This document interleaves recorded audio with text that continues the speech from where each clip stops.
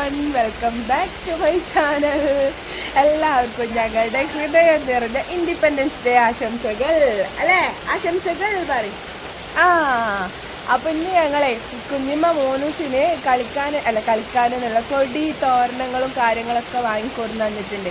അപ്പോൾ ഞാൻ വിചാരിച്ചു ചുമ്മാ ജസ്റ്റ് ഇങ്ങനെ ഇട്ട് കൊടുത്തിട്ട് ഒന്ന് ഫോട്ടോ എടുക്കാമെന്ന് വിചാരിച്ചു.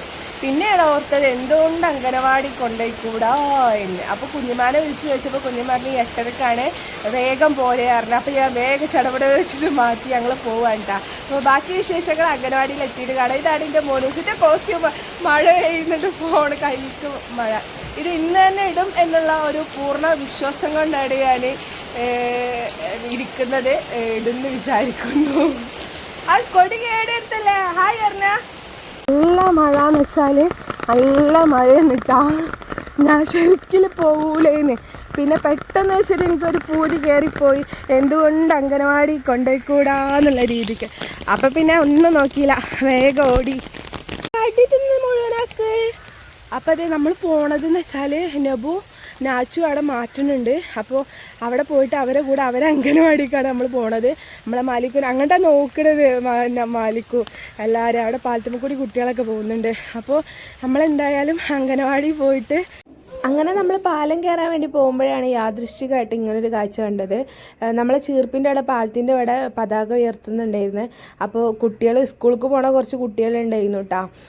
അവരൊക്കെ പിടിച്ച് നിർത്തി, ബസ്സേരാണെങ്കിൽ വെയിറ്റ് ചെയ്ത് നിന്ന് അങ്ങനെ കുറച്ച് വീഡിയോസും പതാക ഉയർത്തലൊക്കെ ഉണ്ടായിരുന്നു അപ്പോൾ അവിടെ. അപ്പോൾ മോനൂസിനെ കുഞ്ഞനാക്ക വിളിച്ചപ്പോൾ ഞാൻ മോനൂസിനെ അങ്ങോട്ട് കൊടുത്ത് അങ്ങനെ അവിടെ നിന്ന് ഒരു പതാക ഉയർത്തൽ കഴിഞ്ഞു. അങ്ങനെ ഗൈസ് ഞങ്ങളിവിടെ എത്തിയിട്ടുണ്ട്. നാച്ചു നബു ഒക്കെ എന്താ പറയുക മാറ്റി റെഡിയായി കുത്തിയിരിക്കുകയാണ് പോകാൻ വേണ്ടിയിട്ടല്ലേ? അപ്പോൾ ദേ ഗൈസ് നമുക്ക് അൺഎക്സ്പെക്റ്റഡായിട്ട് നമ്മളെ ചീർപ്പിൻ്റെ അവിടെ ഒരു പതാക ഉയർത്തലുണ്ടായിരുന്നു. അതും കിട്ടി. അവിടെ നമ്മൾ ഫോട്ടോ ഒക്കെ എടുത്ത് വീഡിയോ ഒക്കെ എടുത്ത് പതാക ഒക്കെ ഉയർത്തിയതിന് ശേഷം നമ്മൾ പോകുന്നു. ഇനി രണ്ടാമത്തതാണ്. ഇതെനിക്ക് പെട്ടെന്ന് വെച്ചിട്ട് എനിക്ക് എന്തോ ഇങ്ങനെ തോന്നിയതാണ്, ഒന്ന് കൊണ്ടുപോയാലെന്താ. അവൻ അംഗനവാടി ചേർന്ന് ഇനിയിപ്പോൾ ഒന്നും പറഞ്ഞാൽ കേൾക്കൂല. അപ്പോൾ ഓക്കെ, ഇനി അംഗനവാടി ചെന്നിട്ട് കാണാം ബാക്കി വിശേഷങ്ങൾ. അപ്പോൾ നമ്മൾ പോകുമ്പോൾ നെയ്സമോളും ഉണ്ടായിരുന്നു. നെയ്സമോളും നാച്ചും ഒരുമിച്ച് ഒരേ അംഗനവാടിയിലാണ് പഠിക്കുന്നത്. അപ്പോൾ അവൾക്ക് മൊത്തത്തിലൊരു വെള്ളമയം. അപ്പോൾ അവളെ ഓറഞ്ചും പച്ചയും കുളിപ്പിക്കാൻ വേണ്ടിയിട്ട് ഞങ്ങളൊന്ന് ഫാൻസി കടയിൽ കയറി. അത് കഴിഞ്ഞ് ഞങ്ങൾ അംഗനവാടിയിൽ എത്തിയപ്പോൾ അവിടെ ചമ്മിക്കുക കാര്യങ്ങളൊക്കെ ഞങ്ങളെല്ലാവരും കൂടിയിട്ടാണ് ചെയ്തത്. ഞങ്ങളെ ഇന്ന് ആദ്യം എത്തിയിട്ടുണ്ടായിരുന്നത്. അപ്പം ഞങ്ങളായിരുന്നു ചമ്മിച്ച കാര്യങ്ങളൊക്കെ ചെയ്ത്. അത് കഴിഞ്ഞ് നബുവിൻ്റെ സ്കൂളിലേക്ക് ഞങ്ങൾ വേഗം പോയി.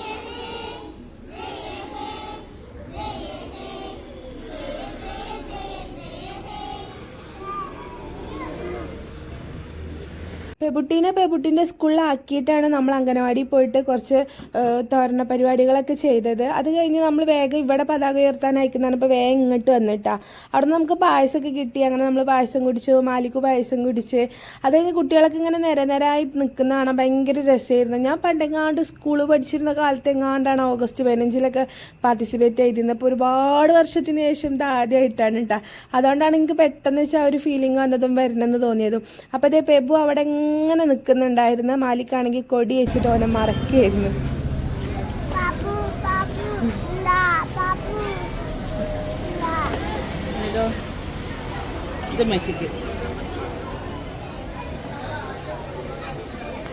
അങ്ങനെ അവിടെ നിന്ന് നമുക്ക് മിഠായും കിട്ടി. നമ്മൾ നബൂനെയും കൂട്ടി തിരിച്ചു പോകുന്ന അംഗനവാടിക്ക് തന്നെ പോവുകയാണ്. അവിടെ പതാക ഉയർത്തിയിട്ടില്ല. വരുന്ന വരവിലാണ് ഇങ്ങനൊരു കാഴ്ച ഇവിടെ കണ്ടത്. ശരിക്കും ഇത് നല്ല രസമുണ്ടായിരുന്നു കേട്ടോ കാണാൻ. കാരണം നമ്മൾ ഒരുപാട് സ്ഥലത്ത് ഇപ്പോൾ എന്താ പറയുക പങ്കെടുത്ത ഒരു ഫീലിംഗ് ആയിപ്പോയി.